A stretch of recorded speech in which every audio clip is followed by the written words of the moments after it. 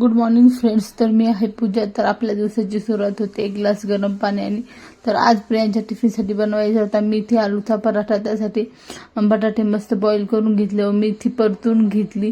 त्यानंतर कांदा बारीक कट करून घेतला आणि ते बॉईलमध्ये कांदा टाकला. त्यानंतर मेथी टाकली.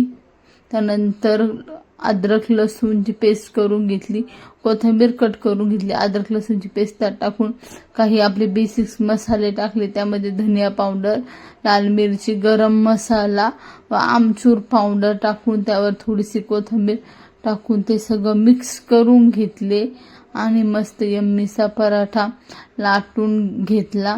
आणि प्रियांच्या स्कूलमध्ये आज होता राखी डे सेलिब्रेट करायचा होता. उद्या आहे पण उद्या स्कूलला सुट्टी असल्यामुळे आजच सेलिब्रेट करायचा होता.